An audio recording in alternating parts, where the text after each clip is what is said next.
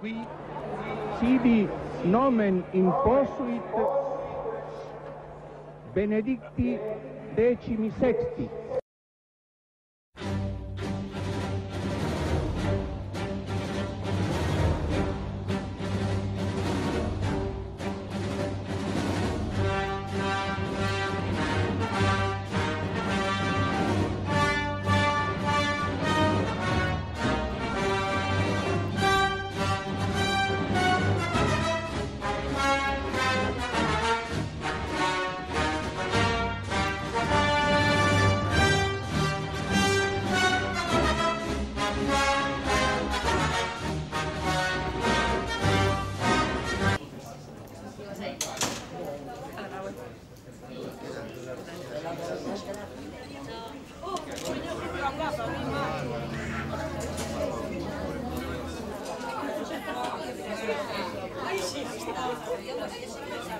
Tamén presento que os actos que ides facer dentro de Compostela, dentro da capela, como están os balcóns e o Vale, entre nós como facer?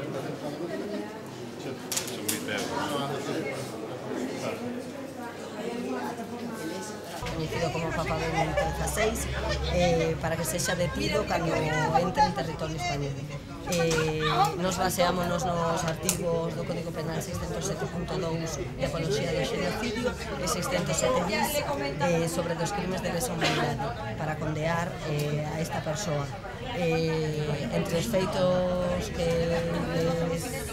lle denunciamos está o encubrimento de pederastas de xeito sistemático e organizado, está o feito de que o papado actúa como encubridor do delito de abuso sexual de menores e como cooperante e emisario de xeito continuado no tempo, está o encubrimento do delito de abuso sexual de menores de xeito organizado a nivel mundial, está a proba dos abusos sexuais cometidos polos representantes da Igrexa Católica no Estado español ocultados intencionadamente polo papado, está o feito de que Benedicto XVI está directamente implicado no delito de encubrimento de abusos sexuais a menores, a apoloxía da violencia contra as mulleres, da homofobía e da discriminación por razón de xénero, raza e ideoloxía política e religiosa, e denuncias directas da propia comunidade cristiá sobre o delito de encubrimento do abuso sexual de menores e da apoloxía da violencia de xénero e de homofobia.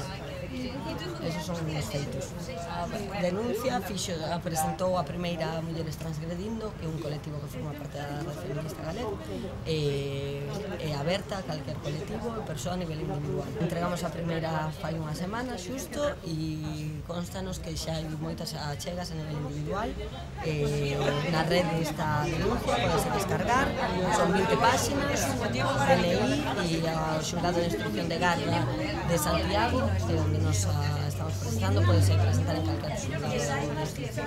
A Red Feminista Galega considera que é moi importante denunciar a imaxe do que ven a ser o actual Papa do Vaticano e tamén a Igrexa Católica, porque ven a instigar a integridade das mulleres, a denunciar o aborto como se foran crimes e asasinatos e, polo tanto, perpetúa a violencia de xénero de xeito sistemático e histórico. Pensamos que os estados democráticos, como se din ser o Estado español, non poden permitir e moitísimo menos financiar a visita dunha persoa como esta. Mañán temos unha manifestación na Praza de Galiza, na Alameda, ás 8:30, e o sábado hai unha concentración ás 11 da mañá na Praza de Galiza. Pois, sinceramente, será complicado, mas nós pensamos que nós temos todo o direito como cidadás de Compostela de sair á rúa, de manifestarnos contra algo que non nos parece lexítimo, e imos intentalo, imos a ir e a ver que pasa. Habemus Papa. Risica.